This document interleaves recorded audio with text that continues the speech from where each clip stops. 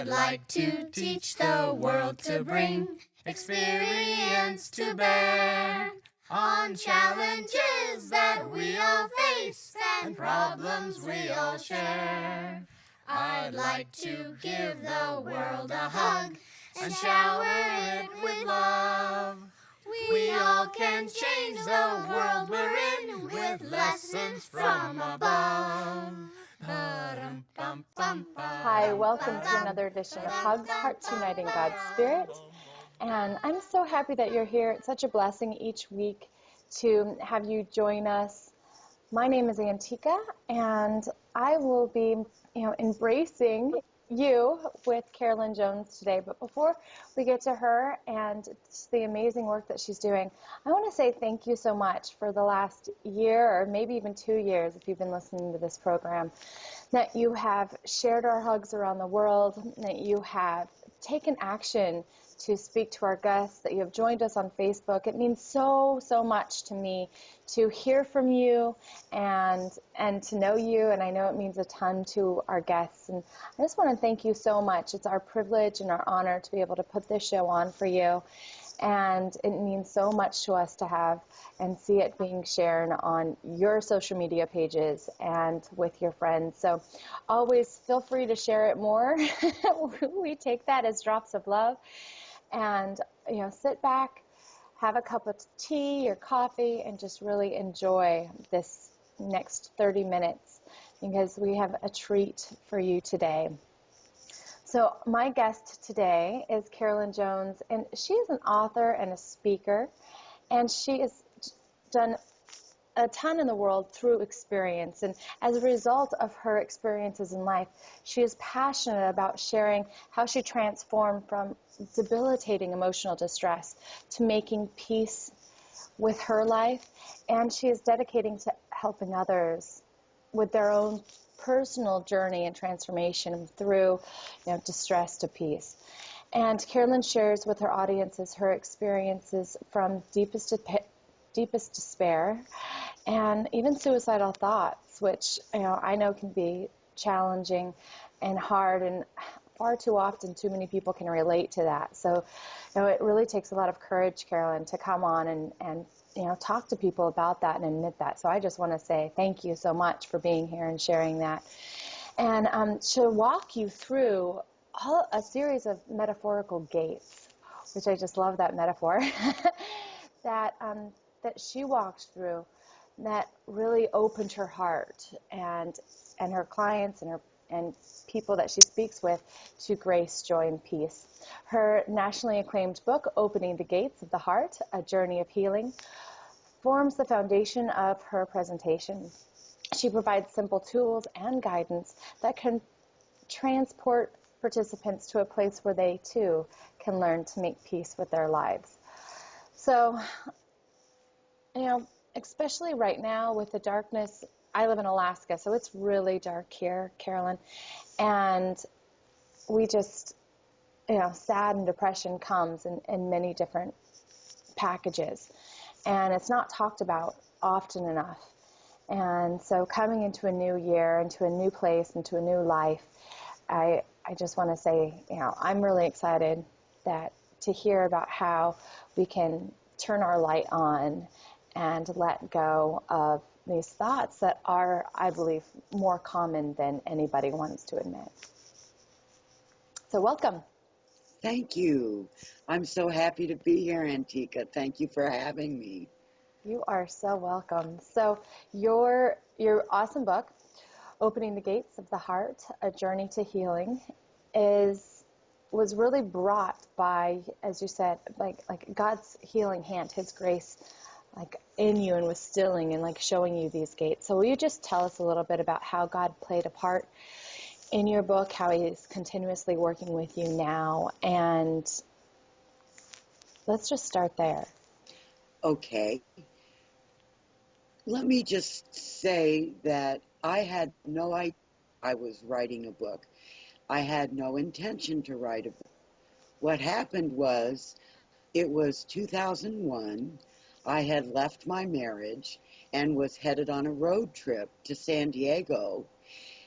But before I went, I decided to go say goodbye to my husband, my ex-husband. And I was sitting in the cockpit of the sailboat where we had lived together, Mm. looking at the hills across the water. And I thought to myself, you know, I've never visited over there, and I hear it's a beautiful community. So I decided to go visit. What I discovered there were these beautiful wrought iron gates sitting very quietly at the bottom of people's properties, quietly unused. And they were very mysterious to me, and like I said, absolutely beautiful. I vowed to photograph them if I ever returned to the Bay Area. With that, I headed to San Diego, and I started my journey as a sober person. Mm. Well, a year and a half later, I returned to the Bay Area. During that year and a half that I was gone, as a part of my sobriety, I started journaling. I journaled every day for hours about my feelings, ways to treat each other better, and principles of living like tolerance, respect, Yeah. gratitude, things like that. So I had these journals. I had like 10 journals perhaps. Anyway, when I got back, it was February of 2004, actually, when I had returned to the Bay Area a year and a half later. Then I went traveling. I came back again. So fast forward to February of 2004, and I remembered my vow to go photograph those gates, so I went to do that. I spent days and weeks walking the streets of this hilly community, photographing these lovely gates. And I did that for about a month. Then I moved to Washington State. All this time, I was still journaling.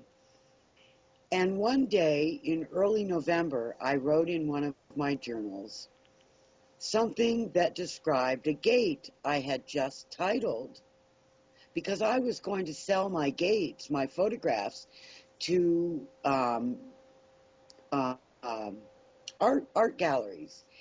And so they needed to be titled so I could frame them. Well, all of a sudden, when I wrote this in my journal and realized that it described this gate I had just titled, I stopped and I went, whoa, where did this come from? What it did was prompt me to look through all of my journals for other sayings that might match my other gates that I had titled. What I discovered was about 25 verses that in fact described my gates that I had titled in an effort to sell them. It was at that point that I realized I had a book in the making. And it was at that point that I realized that God was working in my life, big time. Yeah. I, So, will you share with us a title or two? you mean read the verse? Well, you can, or just share with us a little bit about it. Yeah. If the book is right there, you can hold it up and It show it to is, us. can I, the real cover of the book. This is a hand-covered copy that a friend of mine who is a bookbinder Oh, bound for beautiful. me. But just to show you one of the photographs, Oh, wow. Yeah. this is openness of heart. Let me read this, because this is a beautiful verse. Openness of heart. We spend our lives behind the barriers of a closed gate, protected from the hurt and pain that might come to us. If we allow our hearts to open, we will see things in a different light. We will grow through the barriers of our heart and be able to fully experience the richness of life. Mm. Now this is a place I got to in my recovery, but that's not where it started. Let me read you the very first verse that I wrote. That was that very first thing that I wrote in my journal that made me stop and examine all of my Gates. gates. Okay. Sorry, my computer just went blank and it threw me there for a minute. Oh, you didn't go blank over here. You look great. Oh, well, that's great. That's great.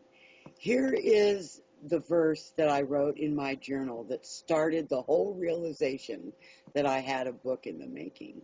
And this is called Webs of Fear. I have spent a lifetime spinning webs of terror and shame between the spires that stand as sentinels to my heart. And here's the image that goes with that. Yeah. So I had titled that image Webs of Fear, and then I wrote those words in my journal. And the rest is history. I spent the next 6 years working to pull the book together. I wrote about 25% of the verses in the book after I found the ones in my journals. And then I spent a couple years getting up the courage to publish the book because I was terrified. These verses were from the depths of my heart and were very revealing about who I am inside.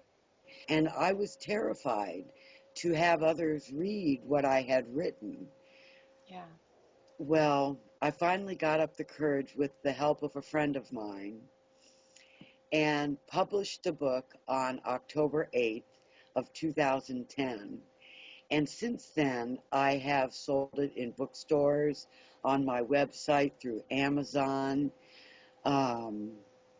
at talks that I give. I was going to say, let's talk about those talks.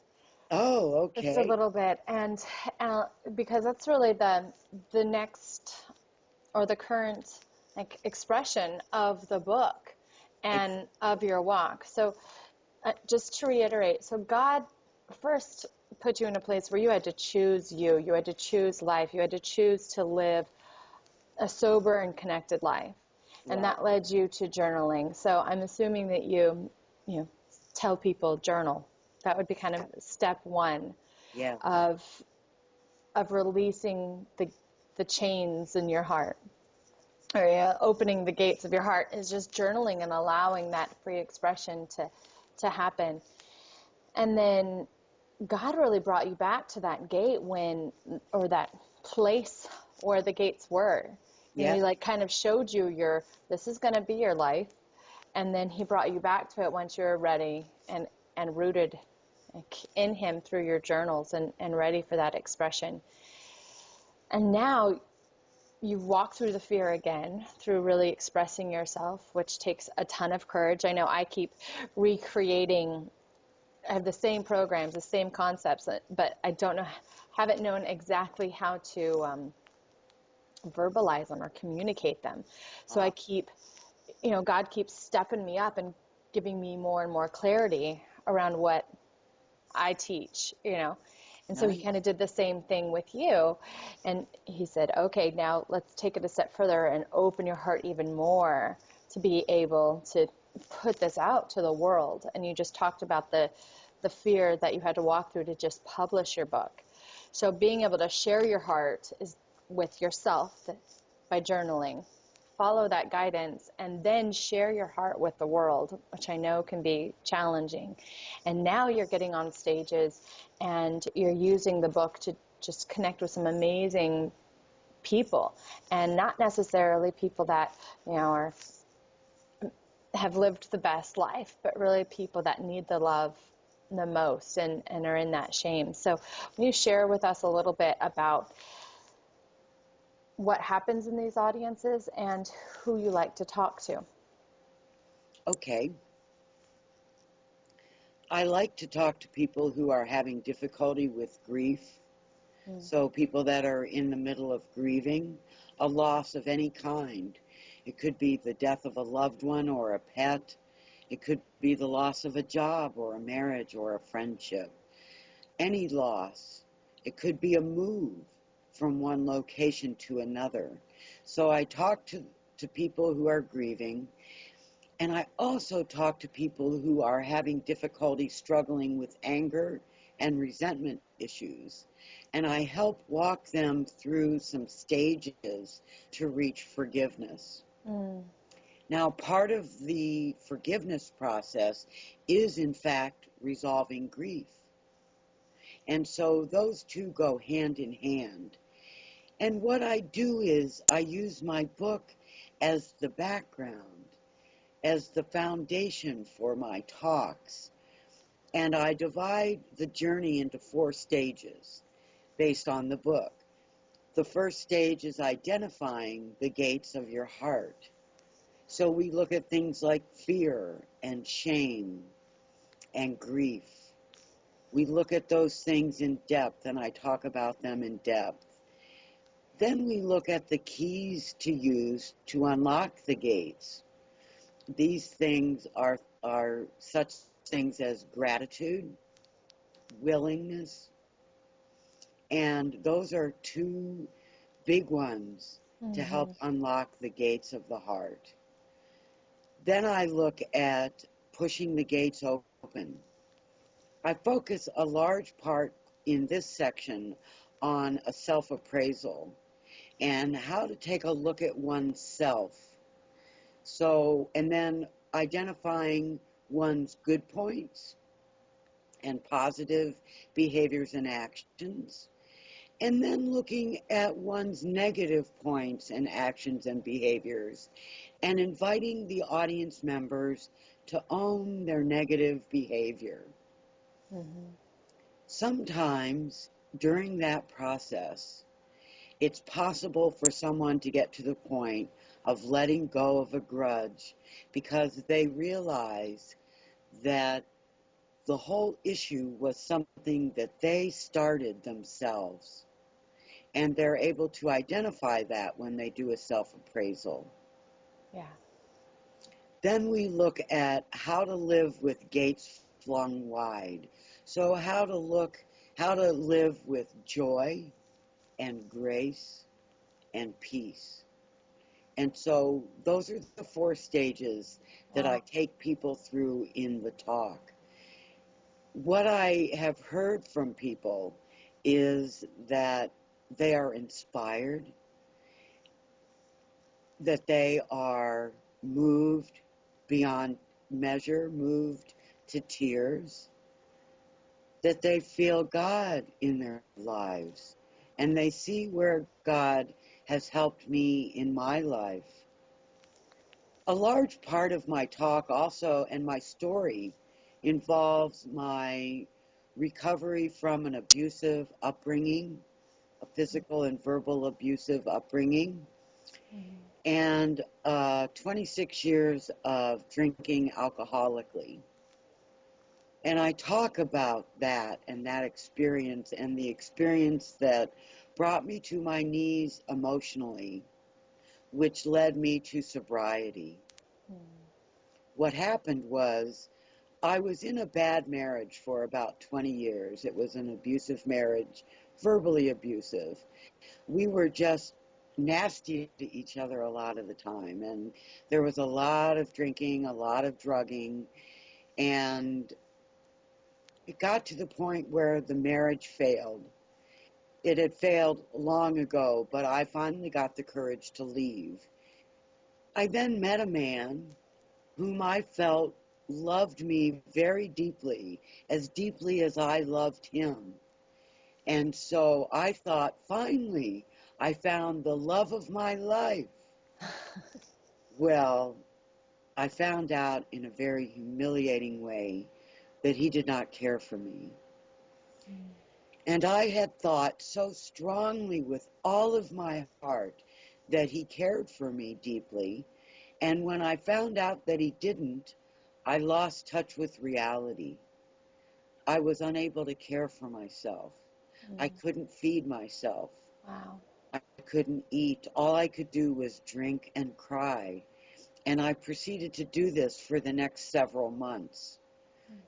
Finally, I realized at a very deep level that if I did not quit drinking, I was really going to die. And that realization brought me to my knees and led me to walk to the back of the boat. I was living on a boat, a friend's boat at the time, and raise my hands to the heavens and cry out to a God that I was struggling to believe in. Yeah. Please, God, help me. I can't do this alone. I need your help. Oh. Well, and the next day, I didn't realize it at the time, but God sent me Brad. Brad was a young man who rode by the bar where I started my drinking every afternoon, and he'd wave and I'd wave back. And finally, one day, the day after, or a couple days after I had prayed to God, he stopped and he said, "How are you?" And I said, "I'm fine." He looked at me for a minute and he said, "No, you're not." Well, I started crying. And from that point, we became fast friends. He helped me through the devastation of that, of my unrequited love. And that began my journey. Well, after he helped me through my devastation, it took me a couple, 3 weeks, and I realized that I needed to go on a road trip. And to start my road trip, I was going to go to San Diego for a couple of weeks and stay with my former bartender who was getting sober herself down there. So, yeah, isn't that funny? So I went and stayed for a couple of weeks. Well, I thought it was going to be a couple of weeks. That was my plan. God's plan was that I would stay for a year and a half, learning Right. to live as a sober person. I got involved in a support group and I went to meetings 4 or 5 times a day. I was very fortunate that I had some savings and so I did not have to work. So I spent my days journaling, which is very important. If you're struggling with your feelings and recovery from anything, I strongly urge you to journal and to do it with your non-dominant hand. You see, I had injured my right dominant hand in a work injury. After a year and a half, I started working. And I injured my right hand and it hurt so badly, I was unable to journal with that hand. So I started journaling with my left hand, and all sorts of deep feelings came up from, I don't know where they came from. Well, I now know that that was God speaking through me. At least that's what I believe. Yeah. And I forget where I was. So I started journaling. Oh, I stayed. God's plan was that I should stay in San Diego for a year and a half. And that's when I returned to the Bay Area for a little bit. And then in 2004 was when I was back in the Bay Area again. In the meantime, I had traveled back to Colorado for a little bit. It's a little complicated. I love Colorado. I had lived in Colorado for 22 years of my adult life before I moved to California with my ex-husband to live aboard a sailboat and go cruising one day. But as I told you, that marriage fell apart. And so, anyway, you know the story of the book after I got back to the Bay Area in 2004. So how do we get in touch with you about the book? How do we get the book? And do you speak all over the place? Are you traveling right now, speaking and teaching about your this four path, which just It makes total sense to me. I'm gonna have to go and try to journal with my left hand, or even write with it. I'm not even quite sure how to do that. That's gonna be an interesting mind mind trick. Yes. Um, Well, but I go ahead. first of all, let me just add with the journaling with your non-dominant hand, try printing rather than cursive writing. That's what I did. And it became actually more legible than my right hand writing is. Anyway, you can get the book off of my website. And my website is my name, which is Carolyn CJ Jones. So that's Carolyn CJ Jones.com. And you can get the book from my website, and I will sign it personally to you. Ah. So, Yeah. Opening the Gates of the Heart, A Journey of Healing, and you can get that at CarolynCJJones.com. And so, how do we get a hold of you for speaking? And what kind of groups do you speak to? Okay. I speak to a lot of divorced women right now. And I speak to people in recovery that have been in recovery for years, Okay. that are still having difficulty finding forgiveness. And of course, divorced women are usually, I speak to people that have been grieving for a while. So these are people who have been divorced for a while, are still grieving over the loss of their marriage, and are stuck in blaming their ex-spouse, their ex-husband, because I speak to women mostly, um, and they're not able to forgive and move forward with their lives. So those are the people I speak to. I speak with anyone, anywhere. So I do travel, Okay. and I'm Excellent. more than happy to do that. I can be reached directly by phone or Okay. my email address. Now, my phone number is area code 415 883 8325. Okay. And we'll have that listed here too. Okay, great. So 415-883-8325. Right. Okay. And my email address is Carolyn CJ Jones at yahoo.com. Okay. So it's all Carolyn CJ Jones. It's all Carolyn CJ Jones. Simple. You can Okay. Google me with that and find me. You can go to my website with that. You'll find my blog. I blog a lot about sobriety and what my sobriety has been like for me.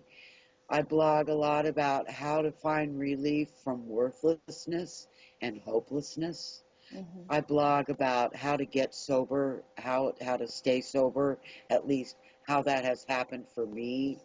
I blog a lot about ways to treat each other and ourselves better. And I blog a lot about gratitude and willingness. Today I blogged about grace. So, yeah, you'll It's a find good my blog. blog on my website also, as well Excellent. as my book. Excellent. So for people that right now, you've touched on grief so many times, and I haven't really thought about grief being an underlying cause, which is just striking me personally right now. It's like, oh, okay, maybe that's the missing key that I need to look at. That's the gate that I haven't looked at in my own journey. So will you explain just a tiny bit about how we can start looking at grief and take action on lifting grief? Maybe the biggest aha as we sign off here, the biggest recognizing grief and relief to grief. I think that grief often manifests as anger, depression, uh, again, back to anger, flying off the handle, being irritable for no apparent reason, or being more irritable than a situation might warrant. Um, Often it finds people by surprise. in order to get past it, I recommend a book called The Grief Recovery Handbook by John W. James and Russell Friedman. And in that book, they recommend getting a grief partner, someone to work through grief with you. A lot of that process involves identifying things and losses that have occurred for you throughout your entire lifetime. So go through and identify losses that have occurred for you, and then pick one major loss. Like my loss that I chose to look at in depth was the loss of my worth, which occurred as I was growing up because I was called worthless by my father pretty much every day. So I quickly learned that I was worthless. Yeah. Well, in order to recoup that, I had to look at how that made me feel, and I had to grieve the loss of my worth in order to recapture it.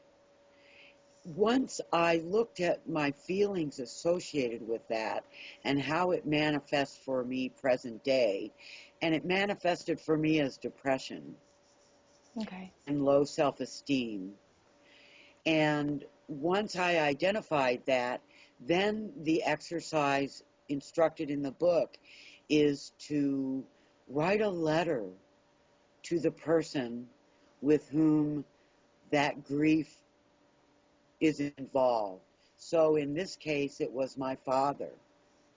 And in that letter, which I did not send, my father is still living, but I did not send the letter. You do not want to send the letter. You are just writing It's it. about you. Right. You are writing it merely to clear your heart so that you can move forward, but do not send the letter. And in that letter, what I wrote was that I am a worthy person, that I am worthwhile, that a lot of the things and my actions in life have been worthy. And with that, I felt a lightness and a freedom. You know, just a real quick thing about forgiveness, too. I began to learn forgiveness through my process of recovery when I discovered compassion. Yeah. And I began to have compassion for my parents, who were both abusive. And I realized, or I learned, that they had been abused themselves as children. And I realized that they were damaged souls themselves. And when I realized that, I was able to have compassion for them, just like I would for any ill person, because they were emotionally and spiritually ill. And so once I began to realize that they were ill and I had compassion for them, God graced me with compassion. With forgiveness. Yeah. And that's how I got to forgiveness. Nice. Yeah, forgiveness is huge. It is that opening, I think, for any gate to any heart. And Yes. so That such a blessing. Antiqua, that was the final straw that threw open the gates for me, that led me to huge peace, huge freedom, huge joy. And that all came through forgiveness. Yeah. So just being able to, I'm just going to reiterate one time quickly, is just we can see the actions of, overreacting with rage that doesn't quite make sense, and or being stuck in a depression or a sadness that just can't be broken. And we can look underneath that to grief and to loss. Where have we lost either ourselves or somebody, and where we haven't allowed ourselves to deal with it or to look at it. We look at that, possibly journaling with the left hand and journaling a lot. And then through that, we're really asking God to help us find that compassion, which then will lead to forgiveness, and asking God to help us to forgive and allowing that grace to really wash through us and wash the gates open, relieving the grief, which has brought you to a place of joy and sharing and this openness and helping people. So is that pretty much Yeah. it? Yeah. Excellent. So everybody, if you're in that place right now, you know who you are. If you're in that place right now, and I'm going to do it myself for grief, is just pull out a piece of paper, write stuff down, let that free flow happen through you, and allow your grief to just transform into this peace, this joy, and more that Carolyn promises. And get her book at CarolynCJ Jones.com, where she'll just walk you through these beautiful parables and poetry, and you can meditate on these pictures and have your hands being held by her. If you have a group that you speak to, I really urge you to reach out to her either through Facebook, our HUGS group, HUGS Talk with Antiqua on Facebook, and get in touch with her there, ask questions, or call her and hire her to come out and walk your group through her 4 steps within the book, because I think we all can use a little bit of lightening on our heart. It'd be just beautiful. And again, if this touches you, please share this with your group. Allow it to touch everybody around the world. This is an international hug, and we thank you so much for allowing us to embrace you with it today, and hopefully fill you with hope and recognize the grief within you and open you up to new possibility. And if you want to, you can visit me. I have a free gift for you, the Embrace You course at fithappychristians.com. Just tell me where to send it, and I'll send it right over. And again, thank you so much for being you. And here's to your happiness and to your joy. You are awesome. Thank you. And thank you so much for allowing me to be here today. Oh, I'm Carolyn, very thank you. grateful. Thank you. Bye, everybody. Bye.